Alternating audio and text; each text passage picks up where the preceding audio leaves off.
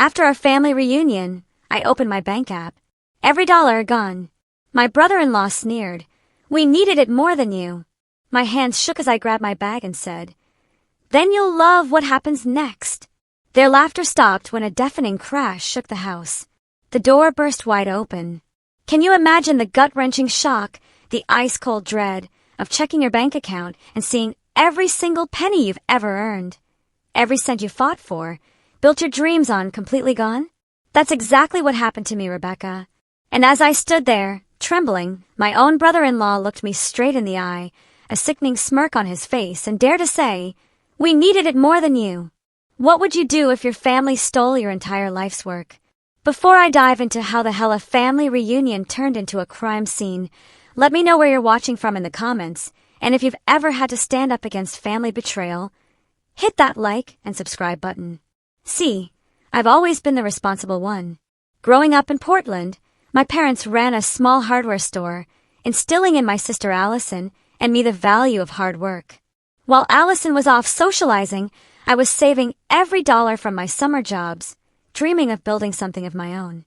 After college, I spent 3 years learning the ropes in corporate retail, then took a leap of faith. With my last $5,000, I launched Mitchell Designs, my boutique for sustainable women's clothing. Those first 2 years, brutal. 18-hour days, ramen for dinner, every single profit reinvested. But it was mine. Then tragedy struck. 5 years ago, my parents died in a head-on collision. The grief was immense, and Allison and I dealt with it completely differently. I threw myself into work, expanding the business, while she spiraled, dropping out of college, bouncing between dead-end jobs. We each inherited $75,000. I poured mine into Mitchell Designs, and that's when my business really started to take off. 3 years ago, Allison met Kyle Henderson at a casino. 6 months later, they were married in a ceremony that seemed way beyond their means. Kyle was a financial consultant, or so he said, always vague about the details. Tall, slick-back hair, a watch that screamed too expensive. He dominated conversations, especially about money. From the moment I met him, my gut screamed alarm bells. At their wedding, he'd swirled his expensive scotch and said, "Your sister's business is cute, but real money is made in investments, not selling clothes to hipsters." It stung, but I tried to ignore it for Allison's sake. But things changed. My vibrant, opinionated sister faded, constantly checking Kyle's reaction before she spoke. Our phone calls grew shorter, her voice laced with an anxiety I couldn't quite place. My suspicions about Kyle's financial stability were confirmed when my cousin Emma saw him arguing with debt collectors outside a bank. When I gently asked Allison about it, she got defensive, claiming everything was better than ever. But her eyes told a different story. The lake house. It's been in our family for generations, a modest cabin on Lake Oswego. After our parents passed, Allison and I kept it, continuing our annual July family reunion. This year, I arrived with mixed emotions. My business was finally soaring. I just secured a prime downtown location, approved for a major expansion loan. The $120,000 in my account was earmarked for the down payment and inventory. It represented 5 years of 60-hour weeks, countless sacrifices, and the future I was building. As I pulled up to the lake house, the familiar cedar siding brought a wave of nostalgia. Uncle Robert was grilling, Aunt Patricia arranging flowers. Emma waved from the dock. "Becca," she called, jogging up to hug me. "How's the boutique?" I told her it was better than ever, expanding downtown. She helped me with my cooler, then lowered her voice. "Allison and Kyle got here an hour ago. Just prepare yourself." "That bad?" I asked. Emma just made a face. "Kyle's been bragging about some investment windfall. New car, designer clothes. It's a bit much." I steel myself. Through the screen door, Kyle's booming voice dominated, something about a real estate opportunity. Allison spotted me, her face lighting up briefly before a quick glance at Kyle. She looked thinner, despite the expensive sundress. "Becca," she said, giving me a quick hug. Kyle turned, raising his whiskey glass. "The entrepreneur arrives. Tell us, how's the little shop doing? Still selling enough dresses to keep the lights on?" His condescension was thick, but I smiled for Allison. "We're expanding, actually. Just secured a location. Brave, he chuckled, pulling Allison closer in a way that felt possessive, not affectionate. I noticed a Rolex I'd never seen before, and Allison's new diamond earrings glittered. Uncle Robert mercifully announced it was time for steaks, and I escaped to my room. As I unpacked, a weird feeling gnawed at me. My laptop wasn't quite where I'd left it. The charging cable was in a different USB port. Small details. Yes, but I'm meticulous. Internal alarms. I opened my laptop, checked the browser history, nothing obvious. But then, a bank notification flashed. New device accessing your account. 3 failed login attempts, all within the last hour. Coincidence? I closed the laptop, deciding to keep a closer eye on my things. Maybe I was paranoid, but something didn't feel right. Back in the living room, Kyle was still showing off his watch. Limited edition, he boasted. Only 500 made. Uncle Robert wasn't impressed. Must have cost a pretty penny. You've got to spend money to make money, Kyle winked. I've got investment opportunities that would make your retirement fund look like pocket change. Allison stood behind him, her smile not reaching her eyes. A flicker of guilt? Worry. When she saw me. Before I could process it, Kyle prompted her to describe their new luxury SUV. Later, as the evening wound down, Emma pulled me aside on the porch. Something's up with them, she whispered. Allison called me last week, asking for $5,000. Said it was for a medical bill, but wouldn't give details. When I asked about Kyle's job, she got defensive and hung up.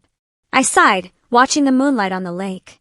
I think someone tried accessing my bank accounts today.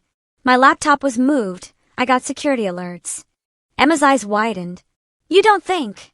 I don't know what to think, I admitted. But I'm changing all my passwords tonight and enabling 2-factor authentication on everything. And I did. I even slipped my laptop and tablet into my locked suitcase. Still, before I fell asleep, another notification popped up. Another failed attempt to access my account, this time from the mobile app. The next morning, breakfast was a blur of Aunt Patricia's blueberry pancakes. I noticed Kyle watching me from over his coffee mug. Business never sleeps, huh? He remarked. Must be exhausting being a one-woman show. I have employees, I corrected him. Good ones. But yes, when you run your own business, you're never really off the clock. That's why I prefer investments, he leaned back. Money working for me, not the other way around. Before I could respond, my phone rang. Claire, my business partner. I excused myself. Rebecca, something's wrong with the vendor payment, she said, no preamble. The transfer bounced. Insufficient funds. But that can't be right. We had the money earmarked. That's impossible. My stomach clenched. Let me check. I hung up, my fingers clumsy with dread as I logged into my banking app. The password worked, but what I saw made my blood run cold. Every account, checking, savings, my business account, showed the same balance. $0. Zero. Over $120,000 gone. The world tilted. This wasn't a glitch. Someone had deliberately drained my accounts. Someone who had access to my devices. Someone who knew exactly when to strike. I stumbled back into the kitchen, my face probably white as a sheet. The chatter died. Rebecca, Uncle Robert asked, concern etched on his face. What's wrong? My money, I managed, my voice distant. All of it. Gone. The kitchen erupted. Aunt Patricia gasped. Emma rushed to my side. Only 2 people remained eerily quiet. Allison, suddenly engrossed in her coffee cup, and Kyle, whose expression I couldn't quite read. Have you called the bank? Emma asked. Not yet. I just saw it. I dialed the customer service number, shaking, putting it on speaker. Yes, Miss Mitchell. I'm seeing several large transfers made from your accounts, starting at 11:42 p.m. last night and continuing through 4:15 a.m. this morning. The transfers appear to have been authorized with your correct credentials. I didn't make those transfers, I insisted, my voice rising. I was asleep. The system shows they were initiated from a device that's been previously used to access your accounts from your current IP address location, she continued, professionally detached. Your password and security questions were correctly entered. The implications hit me like a physical blow. Someone here, in this house, had accessed my accounts using my own devices. Someone who had watched me, knew my passwords, knew exactly what they were doing. I ended the call. They'd open an investigation, but recovery wasn't guaranteed. In cases where someone with access to your devices and passwords makes transfers, it can be difficult to prove fraud versus authorized transactions you later regretted. Slowly, I turned to face my family. Uncle Robert looked concerned, Emma outraged. Kyle leaned against the counter, arms crossed, a strange calmness about him. "Someone in this house stole my money," I said, my voice steadier than I felt. "Someone accessed my laptop yesterday, figured out my passwords, and transferred every cent I have to another account." "Now, Rebecca," Aunt Patricia said nervously, "let's not jump to conclusions. Maybe a technical error, or you authorized these transfers and forgot." "I didn't forget someone stealing my entire life savings," I snapped. Uncle Robert cleared his throat. "Rebecca's right. This is serious. If someone here is responsible, they need to come forward now." I scanned the faces, lingering on Kyle's. His expression was neutral, but I saw it, a glimmer of satisfaction. "Kyle," I said directly, "you seemed very interested in my laptop yesterday. Were you in my room while I was helping with dinner?" Allison bristled. "Are you accusing my husband of stealing? That's low, Rebecca, even for you." "I'm simply asking a question," I replied, not breaking eye contact with Kyle. "It's interesting you jumped to his defense before he even answered." Kyle's mouth curved into a slight smile. "Your sister knows I would never need to steal from anyone. Unlike some people, we're doing quite well financially." "Then you won't mind showing everyone your bank accounts," I countered. "Since you're doing so well." The temperature in the room plummeted. Kyle's smile faltered, then returned more forced. "I don't have to prove anything to you. Maybe you should look at your business partner before throwing accusations at family. Or maybe your expansion plans weren't as solid as you thought, and this is a convenient excuse." "Stop it, both of you!" Allison cried out, pale and ill-looking. "Rebecca, you can't just accuse people without proof." "The transfers were made from devices at this location," I said, struggling to keep my voice level. "From my devices, which someone accessed without my permission. The only people here are family." Uncle Robert stepped between us. "Let's all take a breath. Rebecca, you've called the bank. Let the professionals handle this." "The professionals won't be able to do much if the transfers look legitimate," I said, desperation creeping in. Whoever did this knew exactly what they were doing. I reached for my phone to call the police, and that's when I saw it. Kyle checking his own phone, the ghost of a smirk playing on his lips. His confidence, his complete lack of concern, made the pieces click. "It was you," I said quietly, certainty washing over me. "You stole my money." The room fell deadly silent. Even Allison seemed to hold her breath. Kyle looked up, meeting my gaze with cold eyes. For a long moment, he said nothing. Then, incredibly, he shrugged. "We needed it more than you," he said, his voice casual, as if discussing borrowing a cup of sugar. "You've always had it easy, Rebecca. Your cute little business, your perfect life. Some of us have real problems." The admission sent shockwaves through the room. Aunt Patricia gasped. Uncle Robert's mouth fell open. Emma swore under her breath. Allison looked like she might faint. "Kyle," she whispered, "tell me you didn't." But his expression told the truth.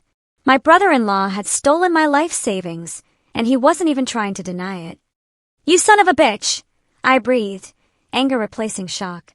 "That money wasn't just mine. It was for my employees, for the business that supports 5 families besides my own." "Oh, spare me the guilt trip." Kyle rolled his eyes. "You'll bounce back. People like you always do. Meanwhile, we're drowning in debt because of Allison's medical bills that you never even bothered to ask about." I looked at my sister, confused.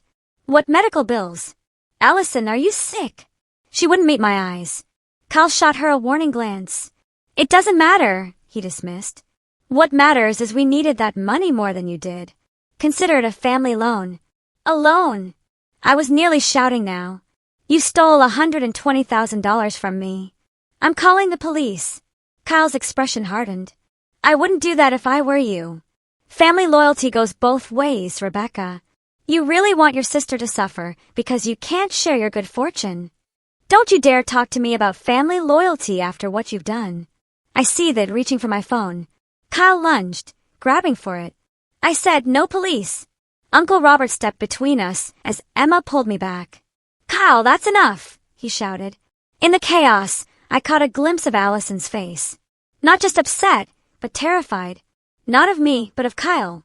I'd seen that look before, on women who came into my boutique with carefully concealed bruises and practiced excuses. Allison, I said more gently now. What's really going on here? Talk to me. Before she could answer, Kyle cut in. We're done talking. Allison, get our bags.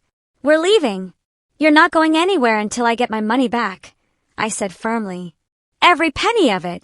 Today, or I'm calling the police regardless of what you threaten. Kyle laughed, cold and mocking. Good luck with that. The money's already been moved again. You'll never find it. Then you won't mind what's coming next, I said, my voice steady despite my trembling hands, as I reached into my bag. Kyle and Allison laughed, hers tinged with hysteria, his with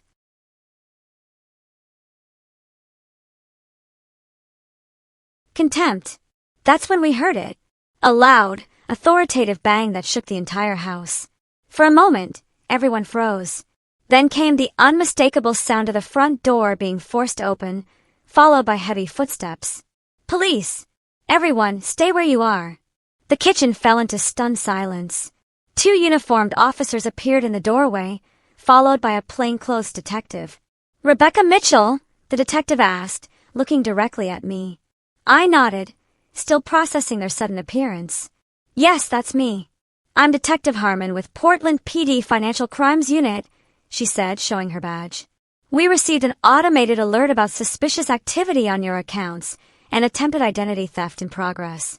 Kyle's face drained of color, so quickly I thought he might pass out. Allison gripped the edge of the table, knuckles white. Officers, there's been a misunderstanding. Kyle started, his voice suddenly all charm. This is a family matter we're resolving privately. Detective Harmon ignored him, focusing on me. Miss Mitchell, we need to speak with you privately about the activity on your accounts. We already have some information from your bank's fraud department. She has no proof of anything. Kyle interjected loudly. This is ridiculous. You can't just burst in here on a family weekend. Actually, we can. One of the uniformed officers responded coolly.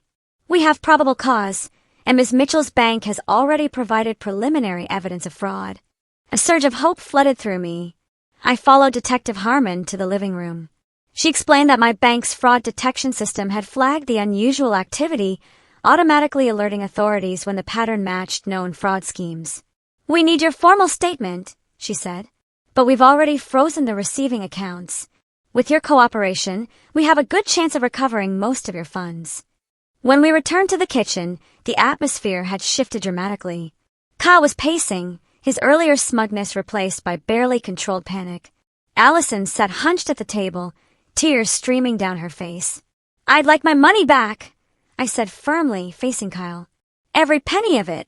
Now. It's not that simple, he muttered, running a hand through his hair. The money's been moved, distributed. It's not all in one place anymore. Then you'd better start explaining exactly where it is, Detective Harmon said. Because right now you're looking at felony charges for fraud, identity theft, and grand larceny. Kyle's composure cracked.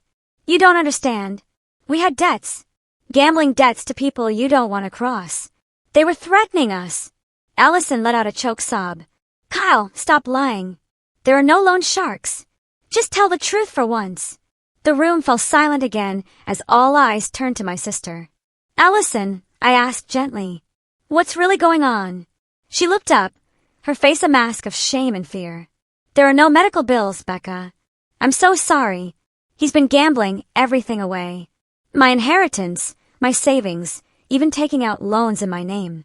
When he found out about your business expansion, shut up, Allison, Kyle shouted, taking a threatening step toward her.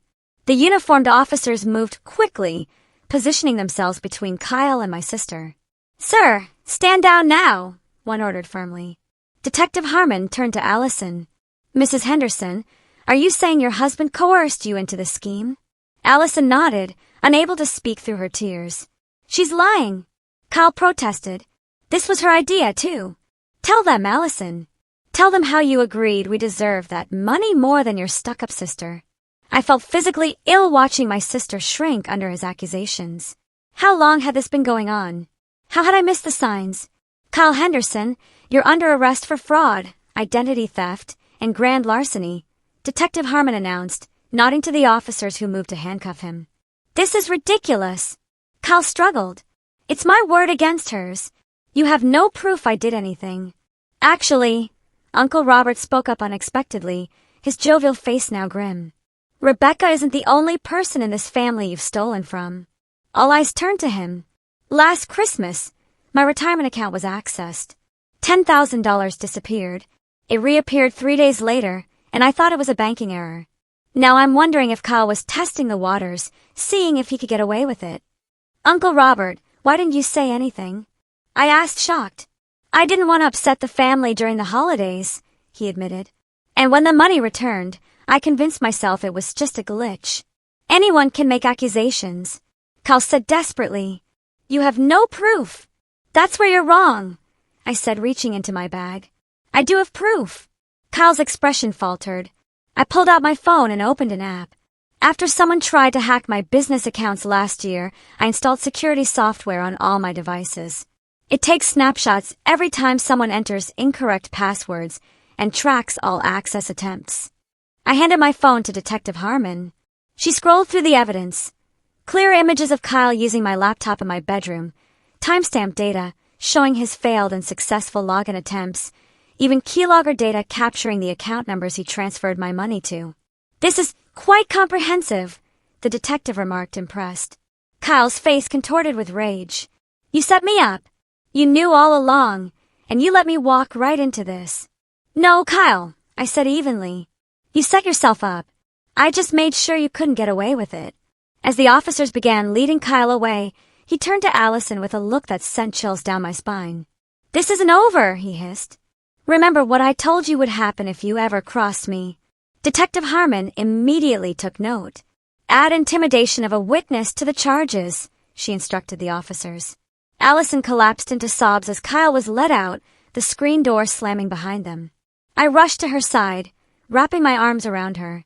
I'm so sorry, Becca, she cried.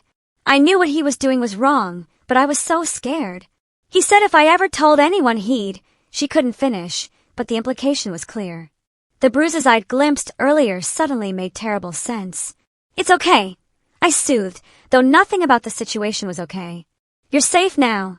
He can't hurt you anymore. Detective Harmon approached gently. Mrs. Henderson, given what I've just witnessed, has your husband been physically abusive toward you? Allison hesitated, then slowly rolled up her sleeve, revealing a pattern of bruises in different stages of healing. He's careful, she whispered. Always where people won't see. The detective's expression softened. We'll need to document this and take a full statement. There will be resources available to help you. As Allison nodded tearfully, I felt a complex mix of emotions. Relief that Kyle was held accountable, horror at what my sister had endured, and guilt that I hadn't recognized the signs sooner. What happens now? I asked the detective. We'll process Mr. Henderson and continue the investigation, she explained.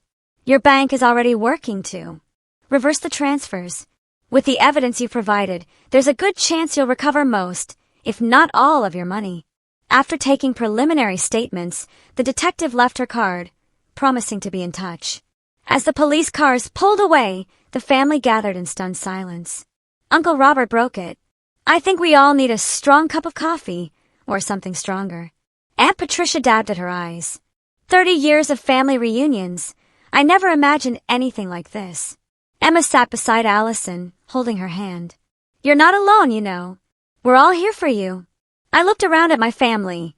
Imperfect, sometimes dysfunctional, but ultimately bound by something stronger than Kyle's manipulation. For the first time since discovering the theft, I allowed myself to take a deep breath. The crisis wasn't over, but at least now we were facing it together.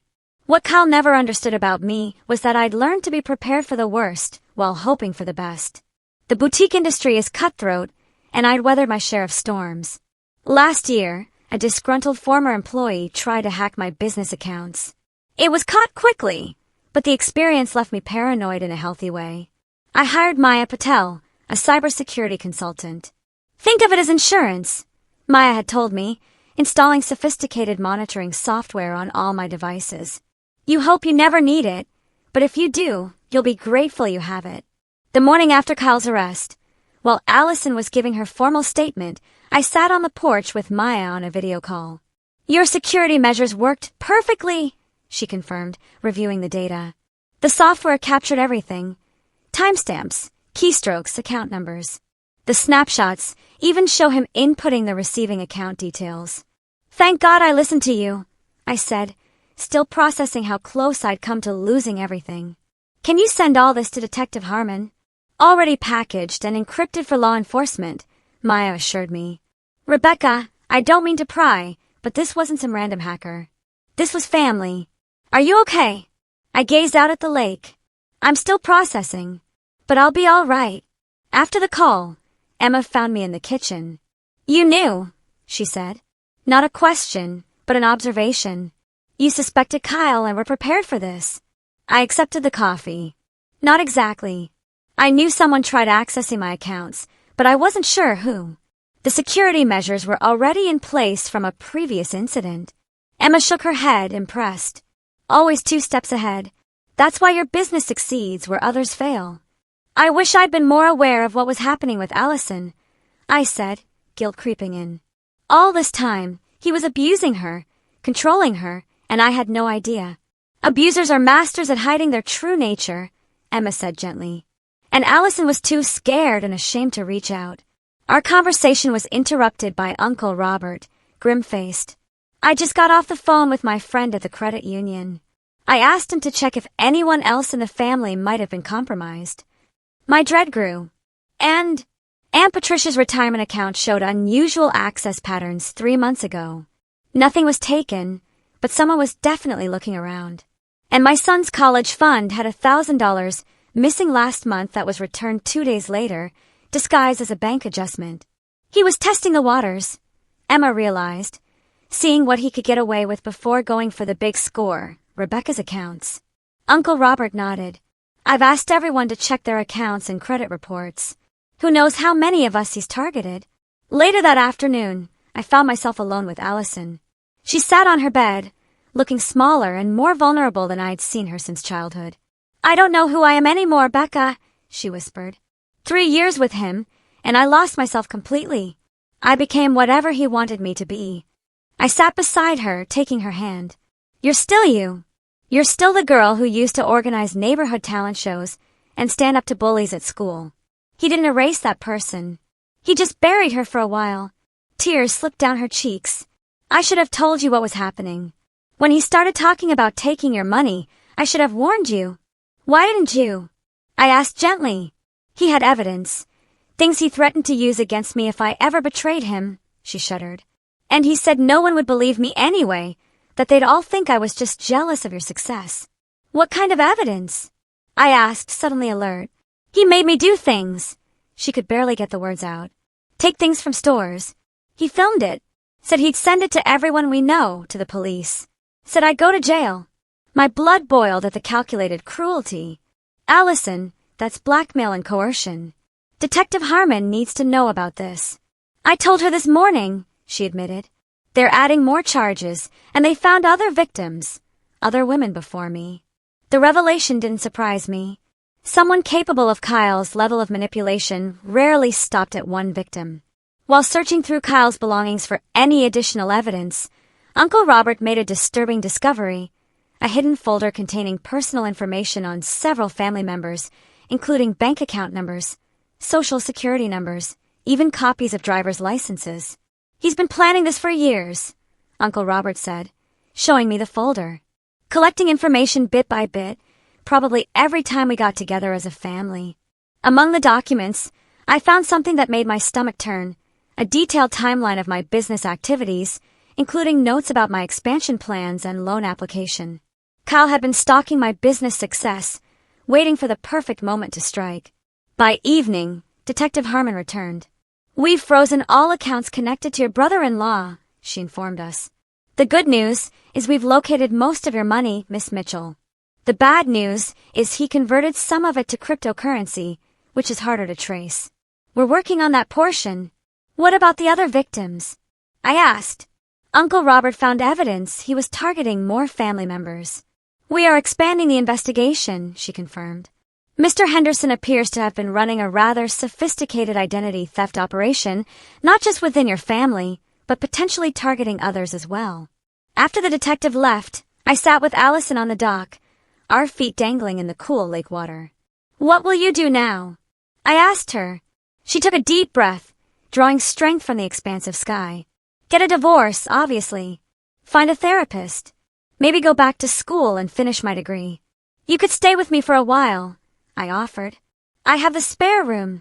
She looked at me, surprise and gratitude mixing in her expression. After everything that happened, you'd still take me in? You're my sister, I said simply. He tried to destroy both of us. I'm not going to let him succeed. For the first time in days, Allison smiled. A small, fragile thing, but genuine. Remember how Mom always said we were stronger together than apart? I nodded, a lump in my throat. She was right. As darkness fell, the family gathered in the living room, the atmosphere somber but resolute.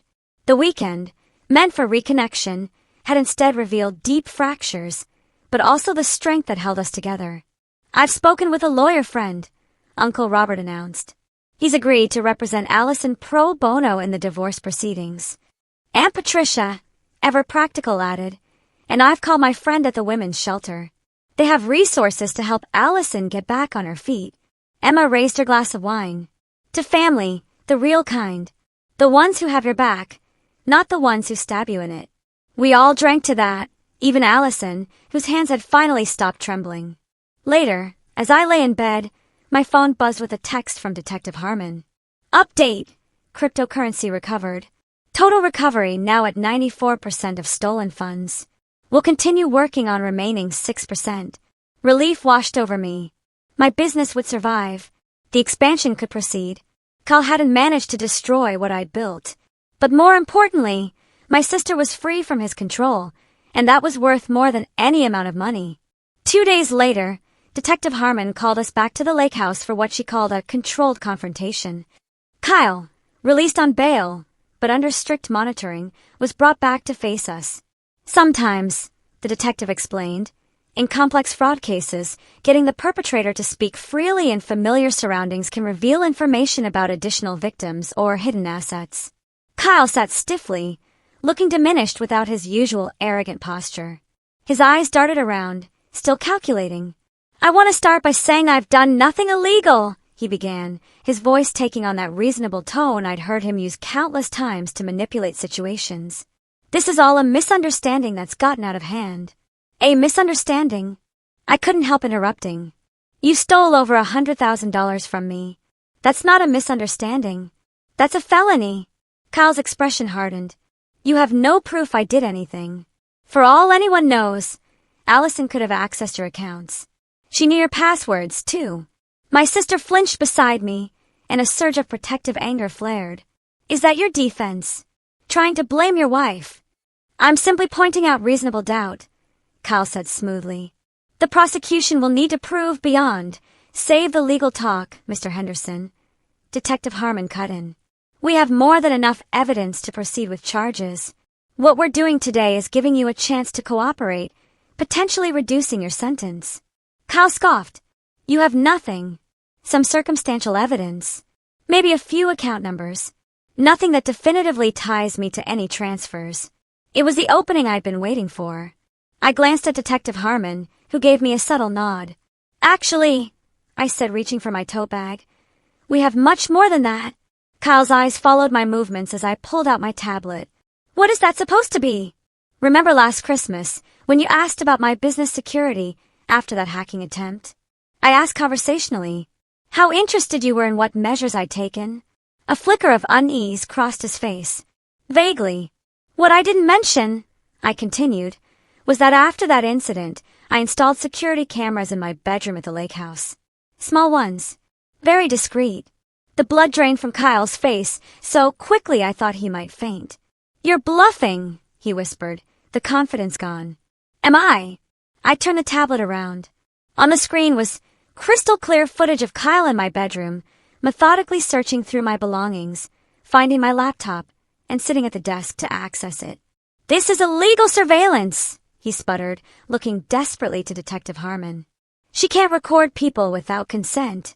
"Actually, Ms. Mitchell owns this property jointly with her sister," the detective replied calmly.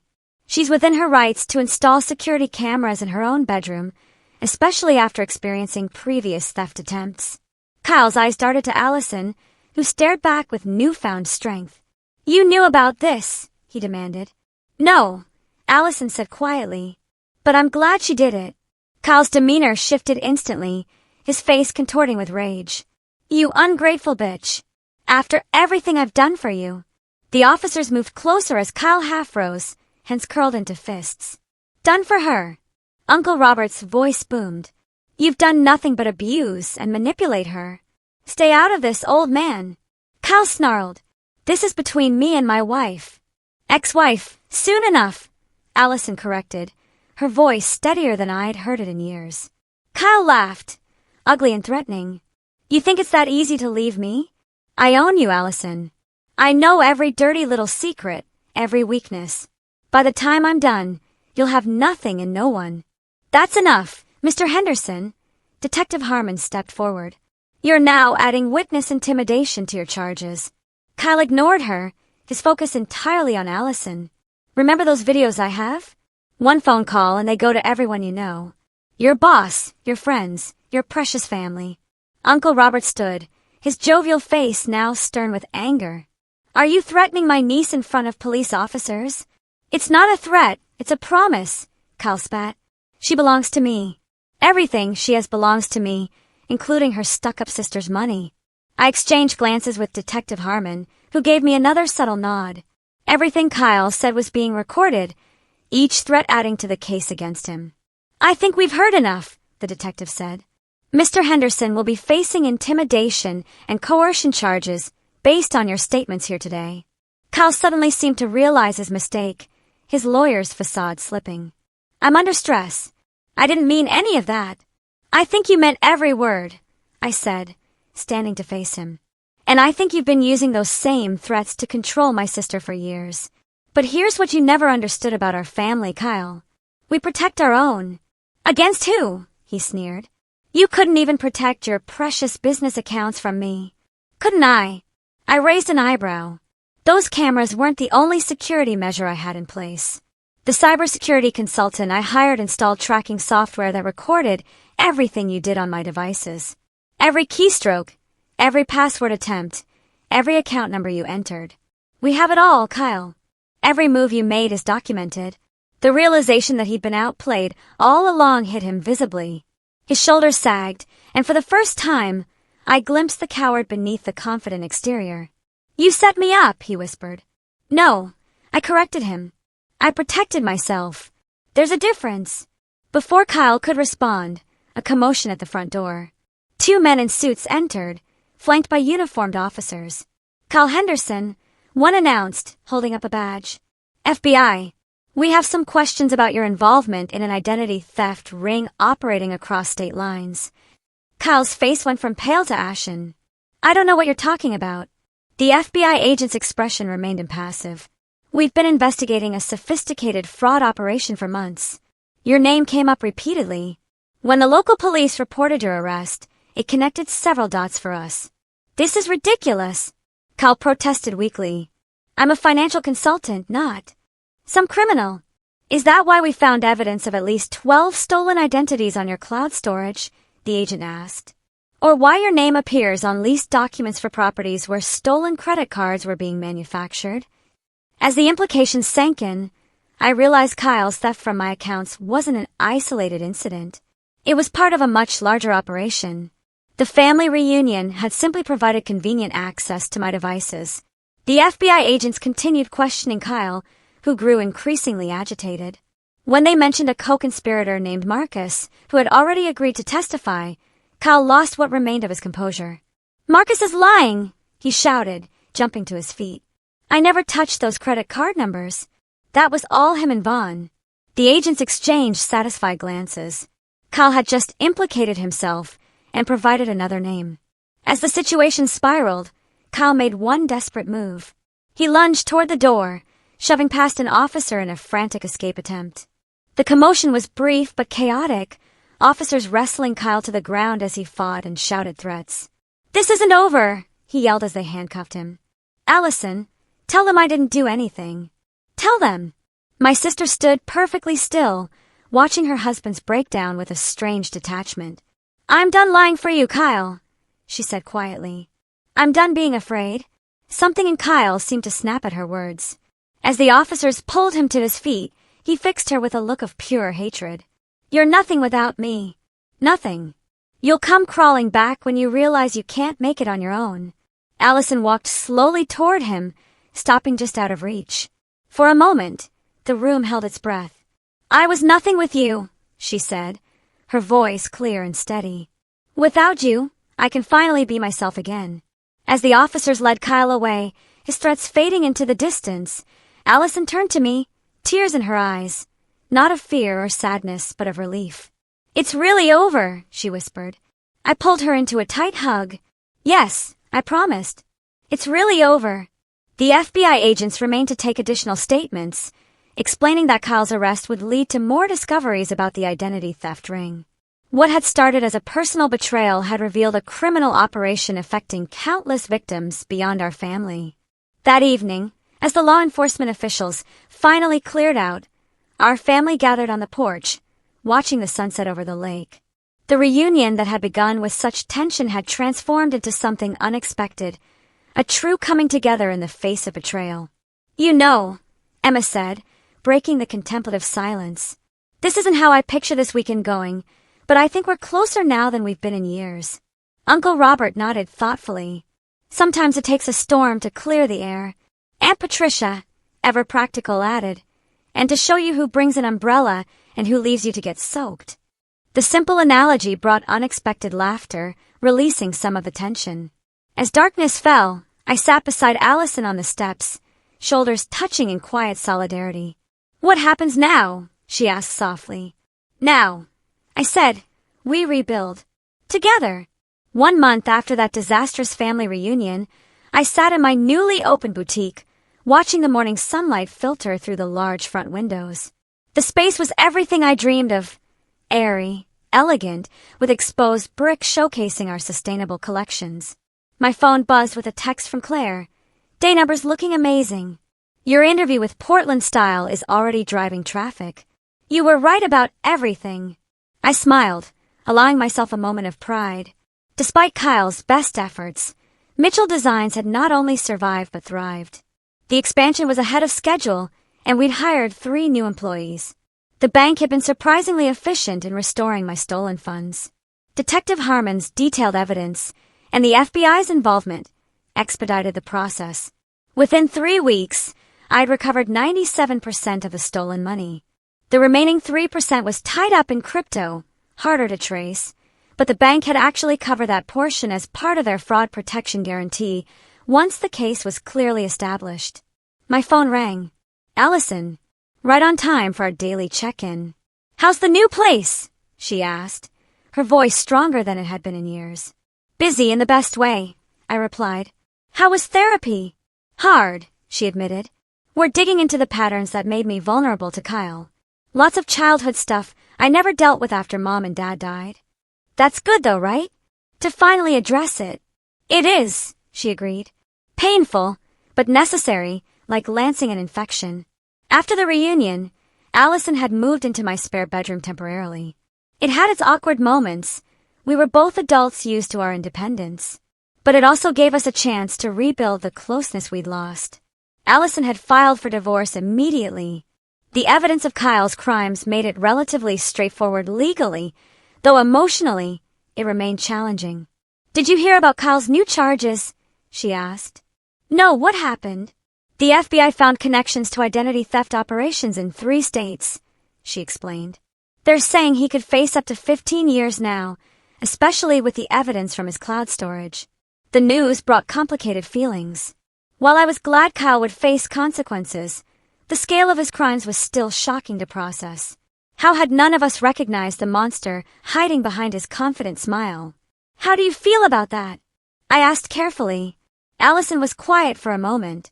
Relieved, she finally said. And sad for the person I thought I married, who never actually existed. After we hung up, I walked through my new store, straightening displays and greeting early customers. Around noon, Emma arrived with lunch and coffee. "This place is gorgeous," she exclaimed. "You've created something really special here, Rebecca. Thanks to the Family Crisis Fund," I joked, referring to the informal collection our relatives had taken up to help cover expenses while my accounts were frozen. The gesture had touched me deeply. "Speaking of family," Emma said, "Aunt Patricia wants to know if you and Allison are still coming to her birthday dinner next week." "Wouldn't miss it," I assured her. "Allison's actually making that lemon cake Aunt Patricia loves." "That's a good sign," Emma observed. "Allison baking again." It was indeed. In the weeks following Kyle's arrest, Allison had slowly reclaimed pieces of herself that had disappeared. Her love of baking, her dry sense of humor, her interest in environmental causes. There were moments of genuine laughter, of connection, of the sister I remembered beginning to re-emerge. That evening, I closed the shop and drove home to find Allison in the kitchen, surrounded by ingredients for dinner. "I thought we could eat together tonight," she explained. "I'm trying that pasta recipe Mom used to make." The mention of our mother brought a bittersweet smile. "She'd be proud of you, you know," I said, washing my hands to help with preparation. "For getting out, for starting over." "She'd be proud of both of us," Allison replied. "You, for building your business, me for rebuilding my life." Different kinds of bravery. As we chopped vegetables side by side, I reflected on how much had changed in just 1 month. The crisis that could have destroyed my business and permanently fractured our family had instead created space for honesty and healing. The next day, I met with Maya, my cybersecurity consultant, to review the enhanced security measures for both my business and personal accounts. "You're officially my most security-conscious client," she laughed. "Most people don't get this serious until after they've been hacked multiple times." "Once was more than enough," I assured her. "I've learned my lesson about being prepared." "That reminds me," Maya said. "I've been meaning to ask, how did you know to install those cameras in your bedroom at the lake house? That wasn't part of our security plan." I smiled, remembering the decision that had ultimately saved my business. "Last Christmas, I noticed some of my things had been moved in that room. Nothing missing, just not quite where I'd left them. I thought I was being paranoid, but I installed the cameras anyway, just in case." "Always trust your instincts," Maya nodded approvingly.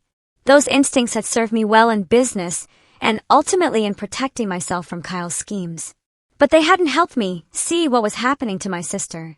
That blind spot still troubled me. That weekend, our family gathered at the lake house again, not for a formal reunion, but for a workday to refresh the property. Uncle Robert directed painting crews, Patricia supervised a deep cleaning, and cousins helped with yard work. Allison and I tackled the bedrooms. "I've been thinking," she said as we sorted through childhood mementos, "about selling my half of the lake house to you." I looked up in surprise. "You don't want it anymore?" She gazed out at the sparkling lake. "It's not that. I just need a fresh start financially and emotionally. The money would help me go back to school, finish my environmental science degree." "Are you sure?" I asked. "This place has been in our family for generations. And it will still be in the family with you," she pointed out. "Besides, you'll let me visit, right?" "Of course," I promised. "Anytime." Later, as everyone gathered on the dock for a picnic lunch, I watched my family with new appreciation. Uncle Robert telling his terrible jokes, Patricia fussing, Emma's kids splashing. The ordinary moments that formed the foundation of our shared history. Allison sat beside me, her face tilted toward the sun, looking more peaceful than I had seen her in years. "You know what I've learned from all this," she said quietly. "What's that?" "That family isn't just about blood. It's about boundaries, about protecting each other without enabling harmful behavior." "That's profound," I acknowledged. "And true. Mom used to say something similar. Love without limits isn't love, it's negligence." I didn't understand what she meant until now. As the afternoon wore on, I found myself sitting with Uncle Robert on the porch. "I've been meaning to thank you," I told him, "for speaking up about Kyle accessing your accounts. That couldn't have been easy to admit. He sighed, his weathered face solemn. I should have said something sooner. Maybe if I had, he wouldn't have been able to target you or hurt Allison for so long. We all miss the signs, I said. All of us. That's the thing about predators like Kyle, he reflected. They count on our silence, our embarrassment, our desire to keep the peace. They thrive in the gaps between what we know and what we're willing to say out loud. His words resonated deeply. How many times had I noticed something off about Kyle but dismissed it to avoid conflict? How many opportunities had I missed to really see what was happening to my sister? The next week, Allison and I visited our parents' graves together, something we hadn't done as a pair since the funeral. We placed fresh flowers and stood in silence. Do you think they'd be disappointed in me? Allison finally asked, for being so blind about Kyle. No, I said firmly. They'd be proud of your courage in getting out, in starting over. And you? Are you disappointed in me? The question caught me off guard. God, no. If anything, I'm disappointed in myself for not seeing what was happening sooner. Allison touched my arm gently. We both miss things, but we're here now, together. That's what matters. As we walked back to the car, Allison looked more resolute than I'd seen her since before Kyle. I'm thinking of starting a support group, she said, for women coming out of financially abusive relationships. There aren't many resources specifically for that aspect of domestic abuse. That's a brilliant idea. I encouraged her. You could really help people. Maybe, she said thoughtfully. At the very least, I can show them they're not alone, that there's life after survival. 3 months after the family reunion that changed everything, I sat in my office, reviewing the quarterly numbers for both store locations. The expansion was succeeding beyond my projections. My phone buzzed with a text from Detective Harmon. Thought you'd want to know. Kyle accepted a plea deal. 12 years, with possibility of parole after 8. Your evidence was key. Thank you for your courage. I forwarded the message to Allison, who was in class at the community college. Her response came quickly. Closure, finally. Dinner tonight to celebrate. Absolutely, I replied. I'll bring the champagne. That evening, as we toasted to new beginnings, I reflected on the strange journey of the past few months. What Kyle had intended as my financial ruin had instead forced me to strengthen my business protections and deepen my family connections. What he had meant for harm had ultimately led to healing. To boundaries, Allison proposed as a toast. And to bridges, I added, the ones worth rebuilding. We clinked glasses, sisters reconnected, survivors both. The path forward wasn't perfectly clear, but we would navigate it together, wiser, stronger, and free from the shadows of the past. If you've ever had to rebuild after betrayal, or supported someone through their healing journey, let me know in the comments below. These stories of resilience remind us that we're never truly alone in our struggles. If this story resonated with you, please like, subscribe, and share it with someone who might need to hear that there's always hope after hardship. Thank you for listening to my story. And remember, family is what we make it, through choices of both protection and connection.